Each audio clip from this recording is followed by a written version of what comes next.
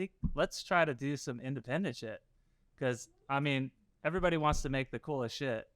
And so me and Ethan got together in the last year and a half. We've been kind of headed down that road and funding a lot of it through this thing called projectcity.tv. If you haven't checked it out, go check it out. But I'll kind of walk you through some of the stuff we've been doing this last year and a half since we got outside of the studio system.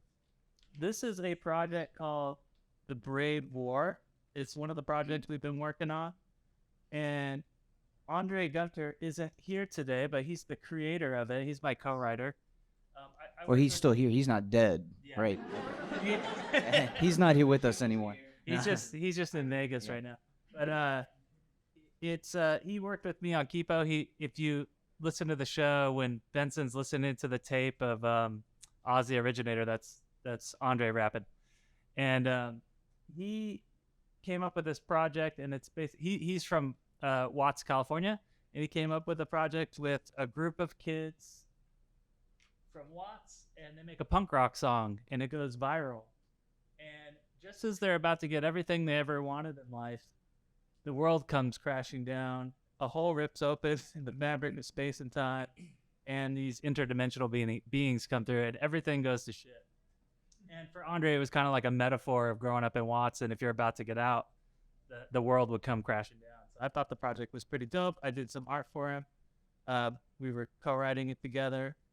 We were working with this animator in France. That first painting, I drew the drawing, and then Victor and Rippin did the painting, and then we're working with this animator, Antonio, in Spain. And I'll just show you a little shot he's working on. This is just the rough animation, the intro.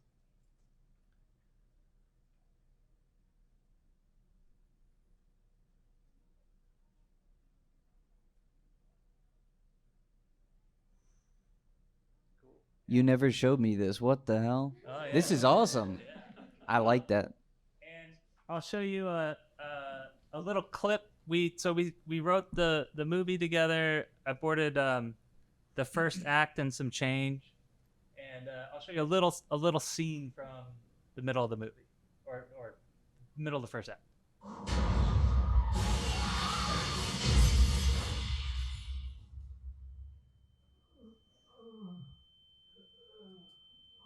What happened?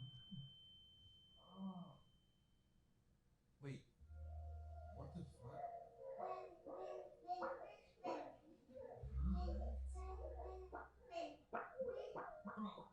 What the fuck is that? Is it I should too? It's like a little bubble creature.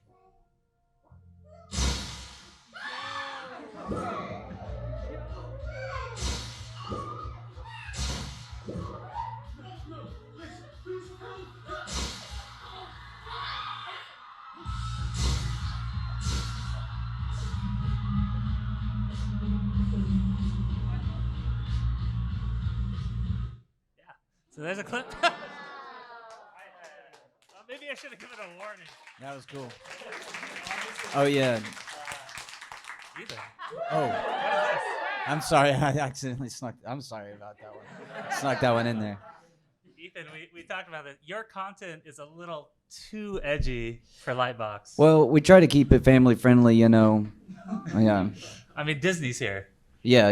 They're How hard did you try? Pretty hard. You know, I hold back a lot on a lot of my stuff. Yeah. So this is Delinquents.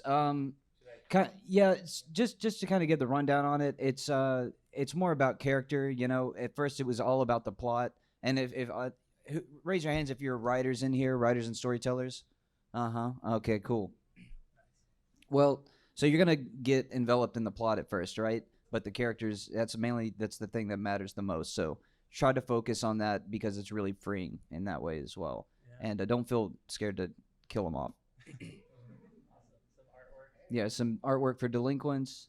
I worked with a 3D artist, Ukrainian 3D artist, and he did this full set because I was gonna do like an animatic just based in one location. So if you're doing your own animatic, it's cool to just keep it in one little location so you can kind of use the same space.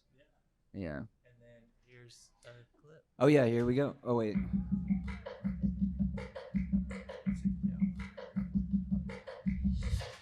Hey, you want to do some drugs?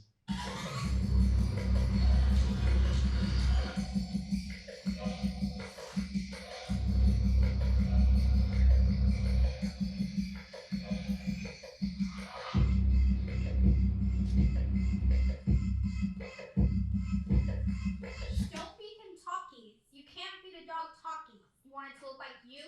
I got him, fat butt.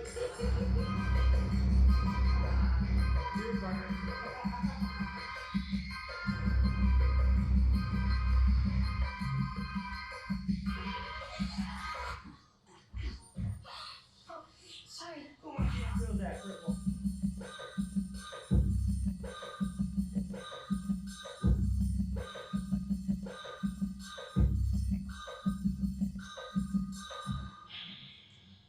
Listen, I'm not one of your fucking dead brothers or your dead friends. Don't follow me around no more. Case squared.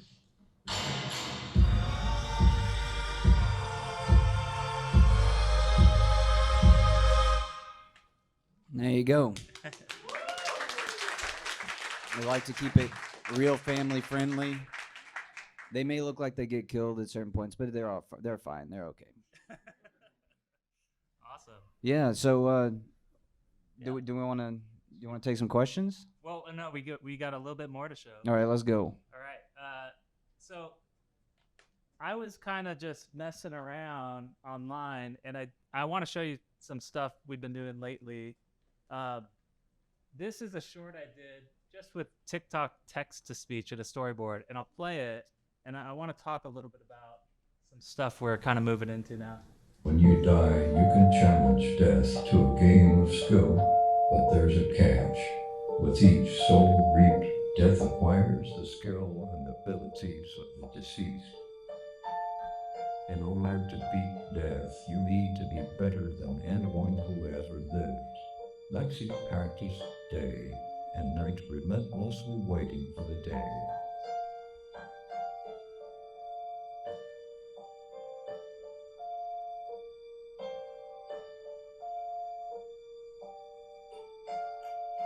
I challenge you to a game of skill.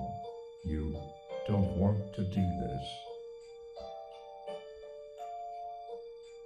Death was more a challenge than Lexi expected, but she won.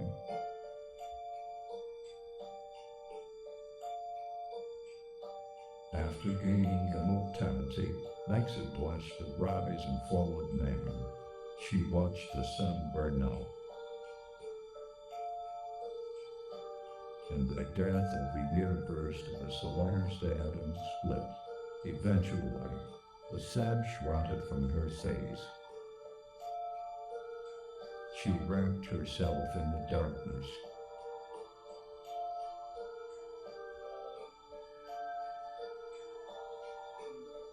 I challenge you to a game of skill. You don't want to do this. Now, Yeah. the interesting thing about that is, I think I sat down and did that probably in a class on Project City, just showing how to storyboard, like in a session or two, maybe 4 or 5, 6 hours, something like that. And I literally did a screen record as I tapped through, so I didn't even edit it, and then I just put TikTok speech on it. And more people probably saw that than saw Kipo. It got like 2.3 million views on TikTok, which is crazy. And it got me thinking, where did Quibi go wrong? But no, it's a genuine question, and it's kind of interesting because I worked with Katzenberg, who started Quibi at DreamWorks, and he started another app before Quibi while we were at DreamWorks, and it was called Pitch. And let me just read what Cartoon Brew said at the time. This is 2012. Is a new iPad iPhone app that allows users to remix photos, videos, songs, and text into 60-second music video style shorts called Pitches, sort of like Instagram for videos. Now, when I saw that, I thought to myself, that sounds like Instagram with extra steps. Who would possibly want to do that? 4 years later, we have fucking TikTok. He had the right idea. He just executed it a little off, and it's got me going.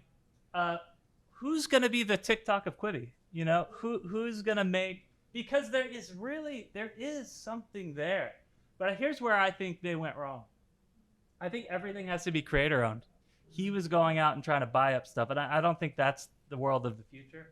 That's the way most people are doing it now. Yeah, I think it has to be fast and easy to make shows. I think it was interesting when I'm like, who's gonna watch a storyboard?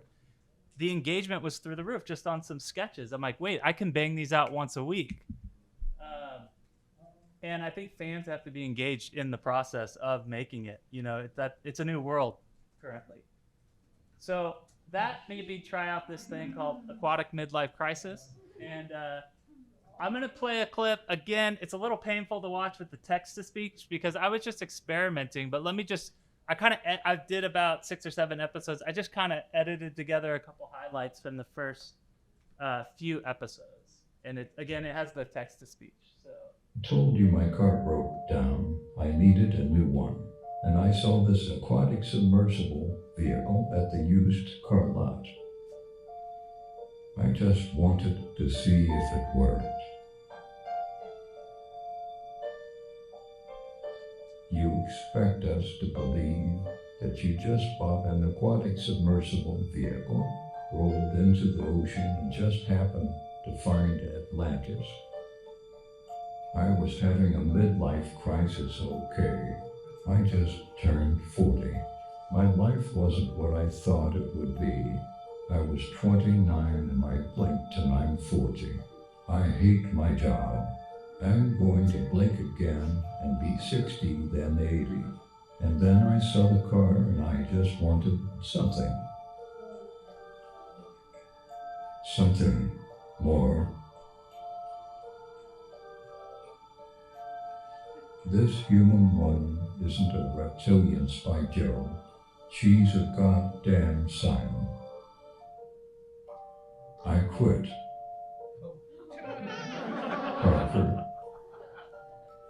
Parker, get back here. You can be so much more than this Parker. Charge, Alex. Charge.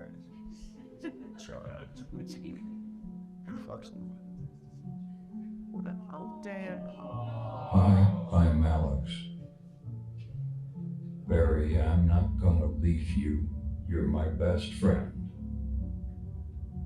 I'm not gonna make it. I have to tell you something. My name isn't really Alex. But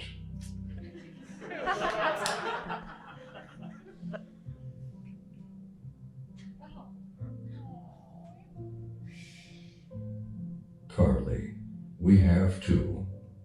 You okay, honey? What did I tell you about playing Halidome with the time warp setting? How long were you in? 19 years. I lost a friend. Why are you dressed like a prisoner? We have to go. Why are the streets so empty? Where's everyone? Most people don't leave Holodome. It's like a fake virtual world. It's just as real as this life. I've lived through every major war up to World War I. I was an arrow in Genghis Khan's quiver as we rode on horseback across China. I observed the battle of Crassus as Spartacus fought with the last of his strength down on one knee. I told you you need to stop doing that to Carly. I've been this is a compilation, and there's more, but each one's like a couple minutes, and then recently we started switching from the text to actually having an actor. So this is Dad, my buddy, doing the voice for this episode. At any given moment, we're 3 minutes away from death. I mean, with the help of a plastic bag. Although some head coverings kill you a little slower. Hell of a day I had today. Parker quit. Said he wanted more out of life.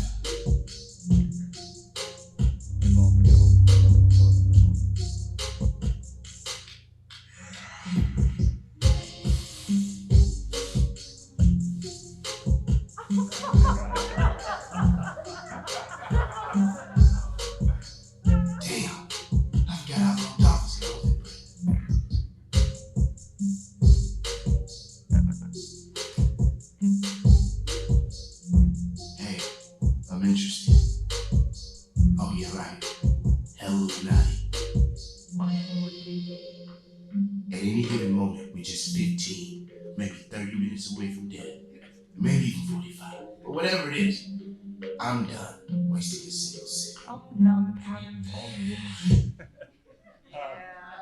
And Ethan did the score and music, and that's him singing. I'm a rapper now. Amazing. Yeah, and I'll play. So, in case you haven't figured this out, it's this is Atlantis, and this show is kind of like my Rick and Morty, BoJack Horseman version of silly conspiracy theories like the Illuminati, Atlantis, all that fun stuff, which I don't actually believe it, just so you know. People were after you online, huh? Yeah, people are like, you don't really think this is true? I'm like, no, of course not. Okay, so here's another clip. This is the most recent episode I haven't posted yet.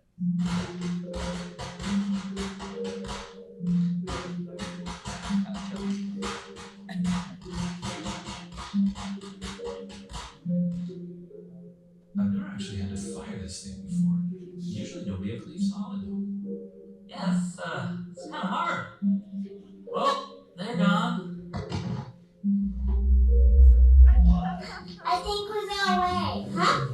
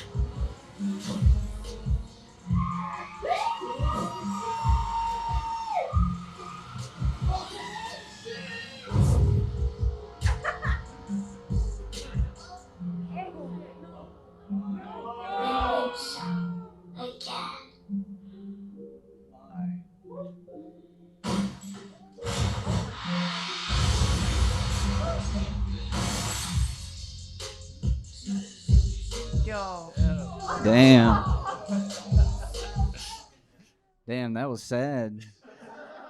I feel sad now. People ask me why I shot Carly, and she's lived like 40,000 lifetimes, and she's the greatest warrior. She would kill that dolphin, Yeah, she's but fine. she's not gonna die. She'll be Yeah, she knows how to handle herself. all right, so yeah, so with that thought in mind, me and Ethan both started these classes this month, where I'm basically trying to get people to do a short film every week along with me on Wednesdays. On Mondays, I post a video about it, my process. On Wednesdays, we get together and I do reviews of people's short films. Would you want to talk a little bit about what you do in your class? Yeah, I do a bunch of different things. I've done storyboarding, but right now I'm doing like a keyframing class. So instead of doing like all this work storyboarding, you know, I don't know why you'd want to do all that work. You just do the full storyboard in one shot with a keyframe. And it's basically visual development, but I kind of run through those and how to really find the proper reference, honestly. Awesome. And then I'll just show a little bit about what it is. So like, you can see if you join the story sprint, there's daily videos every single day almost. That's every single day from industry professionals. That still blows my mind. And then you can see all the student projects. We're trying to get everybody to make their own shows. And again, it's creator owned. We're not trying to take anybody's ownership. And we're adding the feature, like an animatics feature, because I think there's something to that. Just having storyboard animatics and telling your story like in short chunks like that. And then we have a section here where you can just watch all the animatics. And I won't get into this too much, but we're adding a little, you subscribe to the story sprint for $33 a month. We're adding a little part where part of that money goes to a coin purse, and some users are going to get a little button that you can be donating money, so you could hopefully be making money while you're posting these. Is the goal long term. So that kind of rounds out our talk, and then we thought we might move into Q&A. Yeah. So if you can explain that to me, right? Like, it's they pay for the subscription, but then we give basically like take some of that money that they're giving to us for the Johnny subscription. told me not to talk about it too much. Oh, okay. All right. But that'll be coming. We'll have some announcements. But that's the idea of it. Yeah. Okay, cool. Awesome. Well, that's exciting. Yeah, we're gonna do some Q&A. You want me to turn on the lights? Yeah. Could somebody switch on that switch back there? Yeah, there's a mic up here, so if I'll do it. anybody wants to come up and ask some questions. Yeah.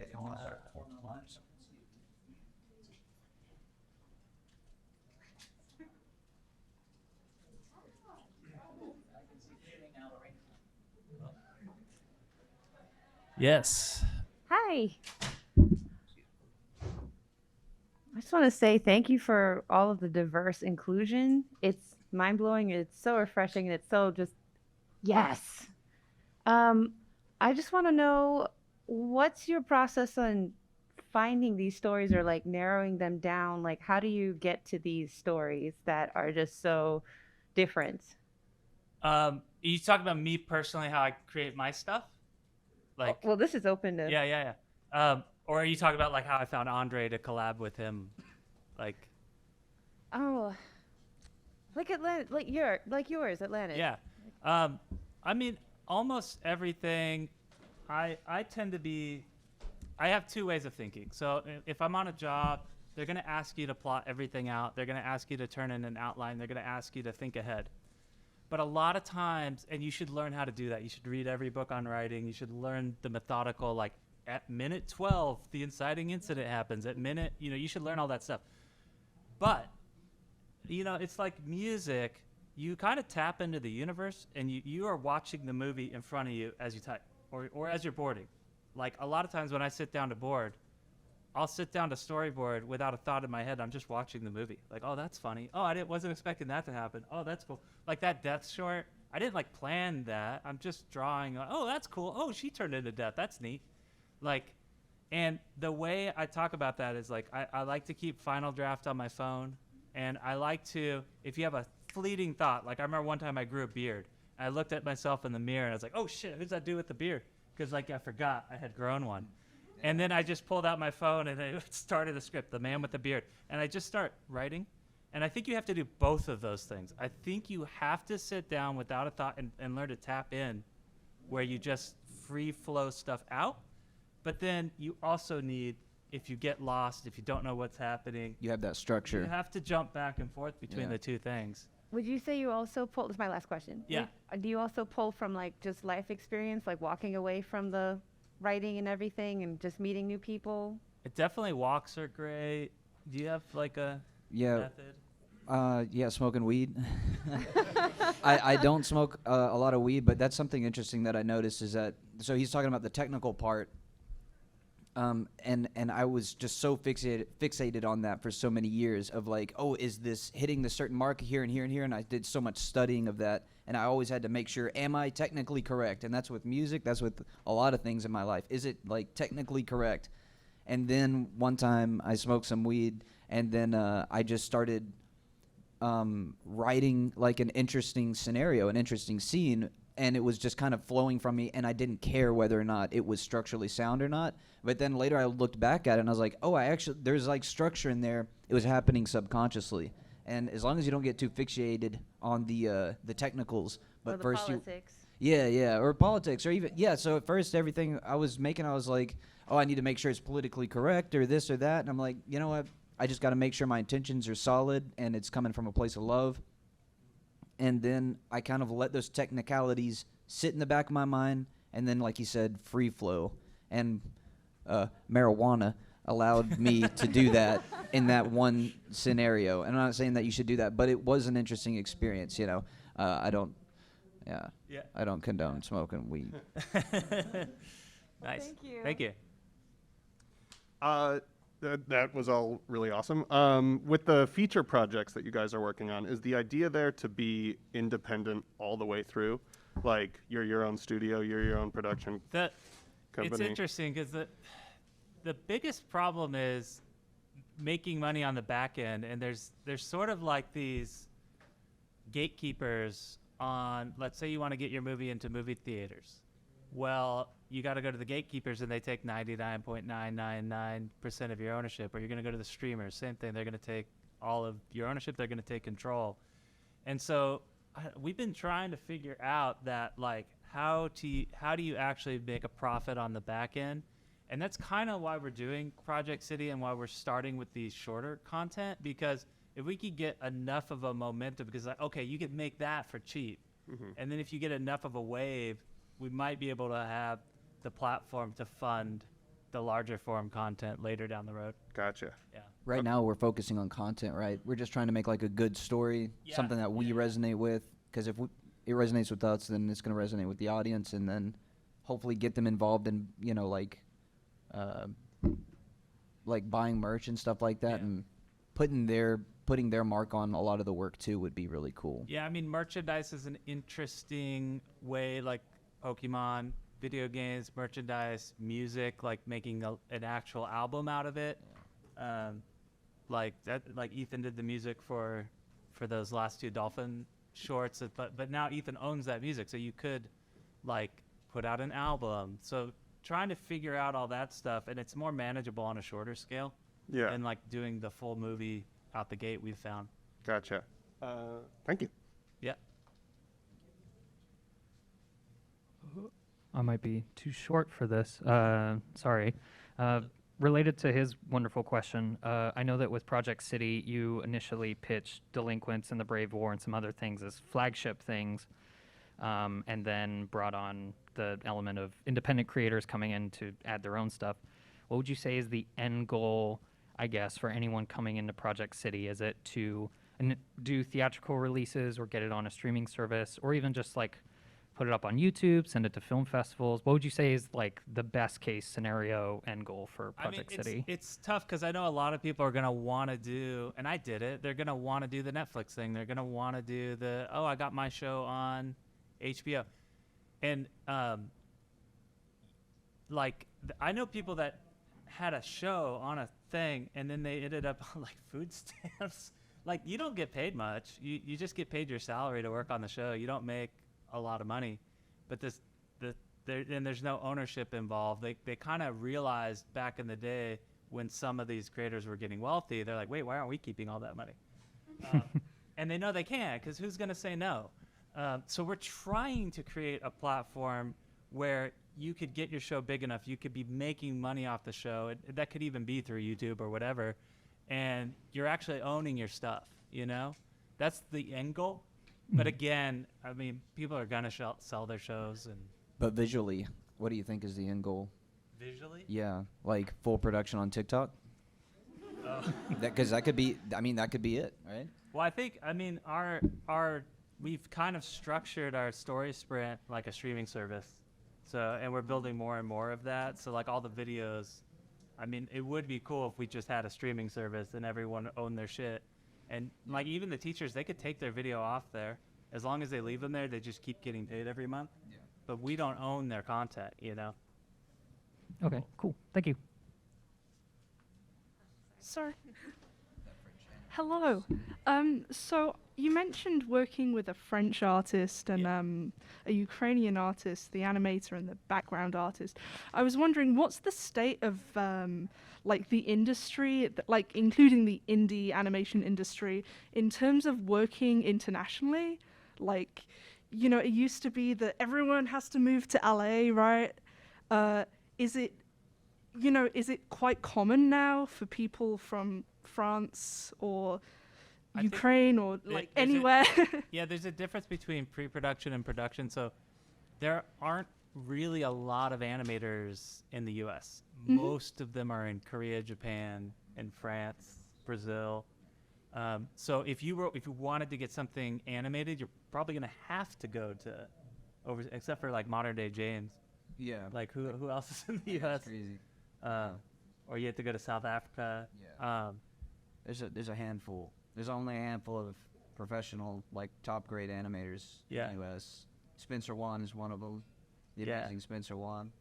But like mostly pre-production, so storyboarding, writing. Sorry, that's what I meant. Yeah, like animation as a whole, not like. Before I left to start this, I was producing a movie for DreamWorks, and one day we looked at it because it was during the pandemic, and we went, wait, everyone in our movie's in a different country. Like our character designer was in South Africa, like people even who worked at DreamWorks were just living in England and France, and they just moved, and it kind of, I think that kind of changed the game. Yeah. Thank you. Hey guys, happy you could be here. I'm wee bit shorter, but sorry if if you answered this question already. But how is it? How do you get in? Because I'm a struggling animator. I'm trying to get in it, but how do you get successful as an indie filmmaker? Because I'd like to do something like that in the future. We're trying to figure that out too. Well, great. We're all here together. Yeah.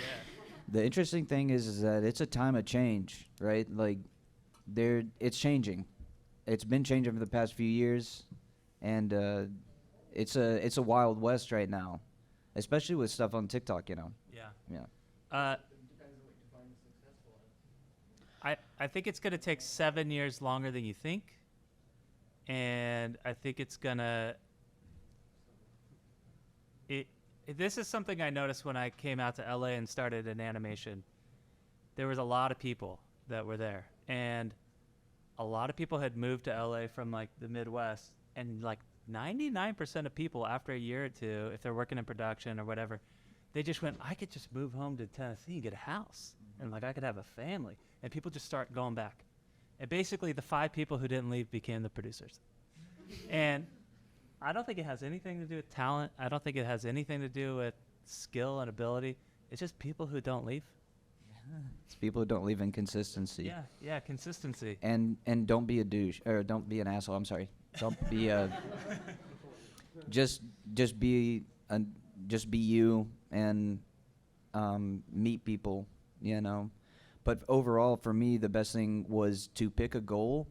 Pick this, you know, shining star that you're gonna go towards at the top of this mountain, and for me that was like a studio. I want to work with the people who made Avatar or whatever, and you can shoot for that goal, and that's gonna give you a structure as opposed to, you know, going around this way, and then on the way there you might realize, oh, you know what, I want to go to this other goal, but it's okay because it's parallel. You're running parallel the whole time, so just pick a goal and shoot for it because you're gonna get better faster that way. All right, thank you. Awesome. Hey guys.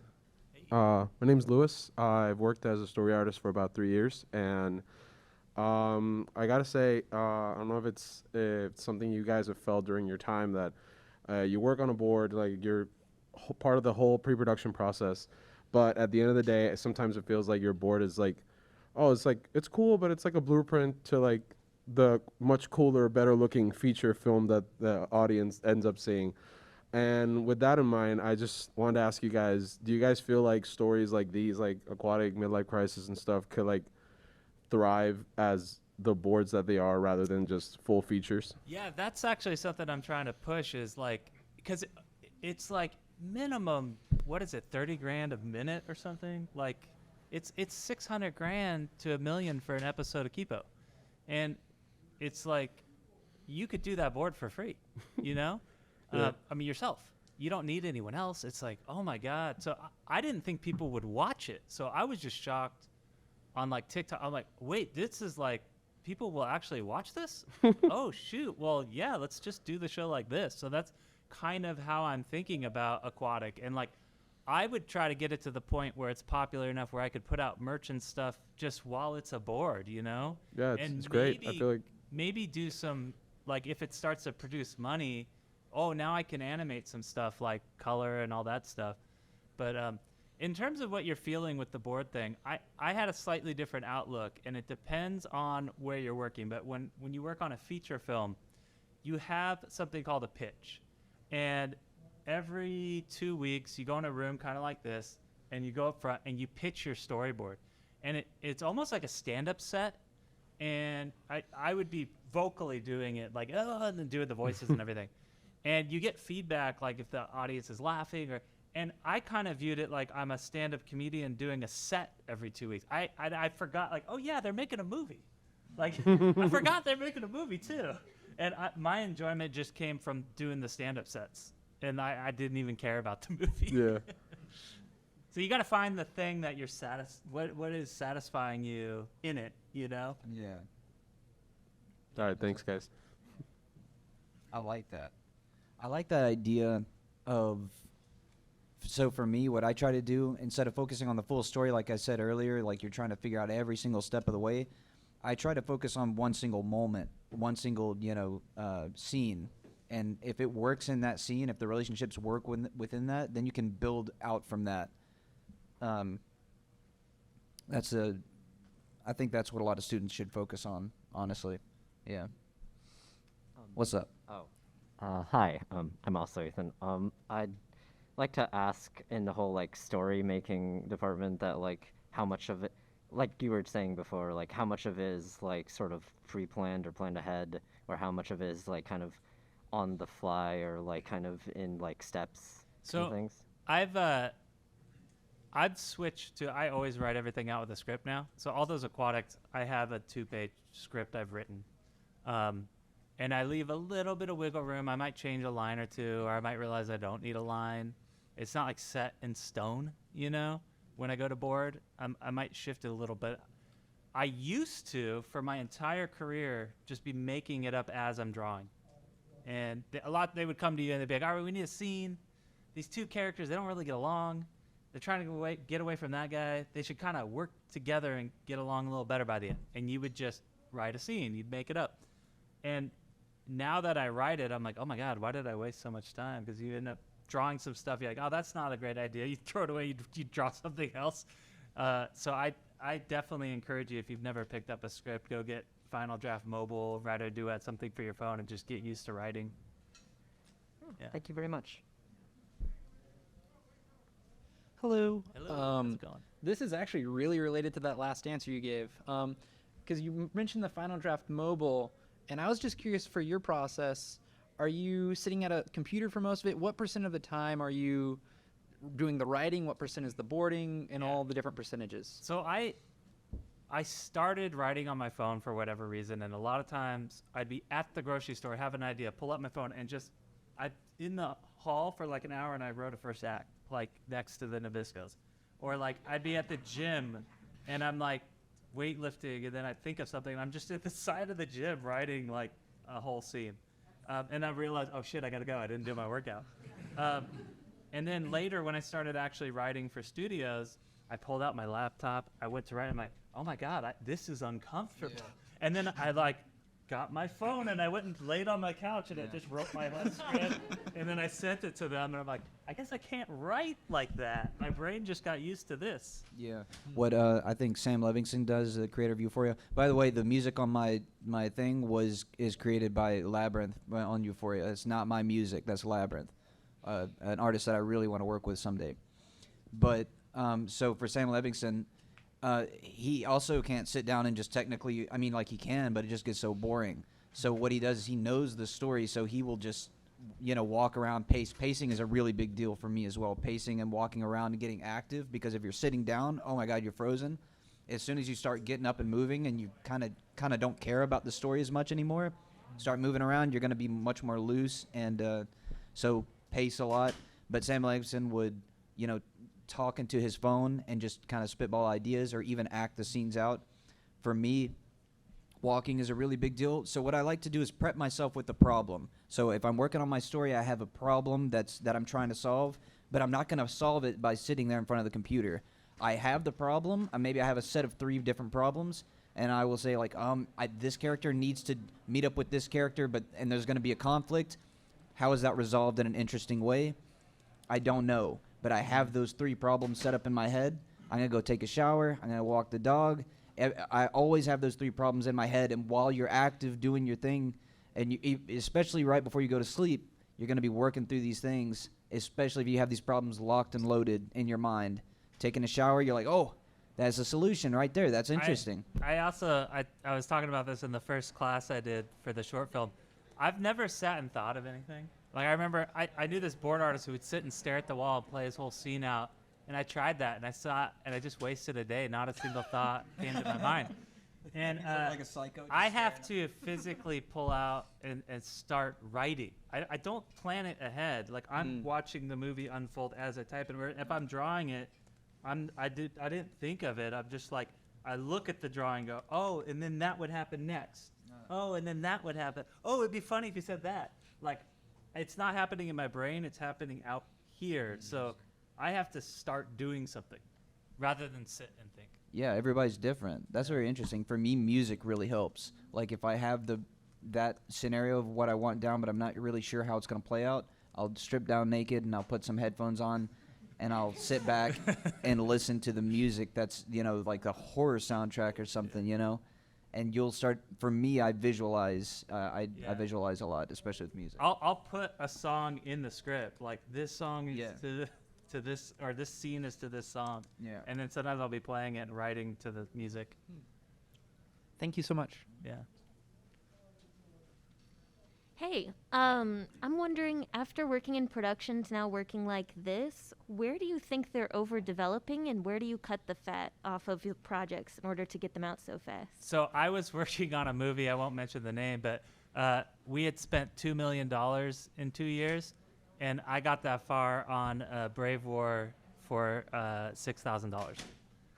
And you could easily trim the fat. It's ridiculously overpriced.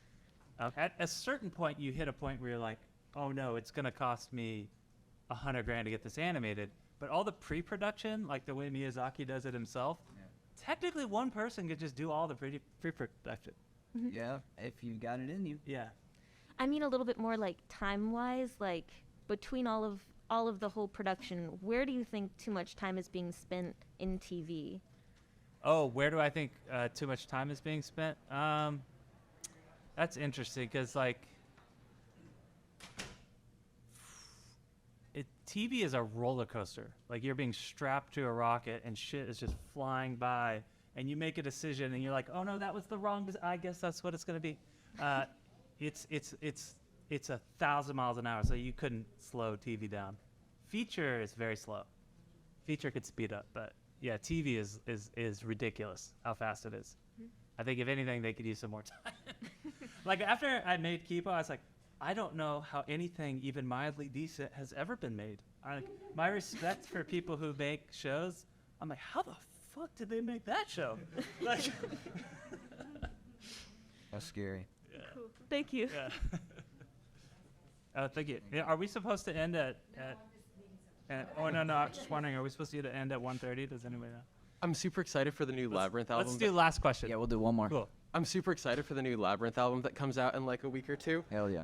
But I guess my question was, when I was watching the storyboards, it felt more like angry, and I felt like I was culturally heard when I was looking at them by both of y'all, and that was fantastic. So I guess I was wondering, like, as you've worked with a lot of these like more lightweight, less refined things, have you noticed a difference in your work and other people's work as far as like the emotion that goes into them?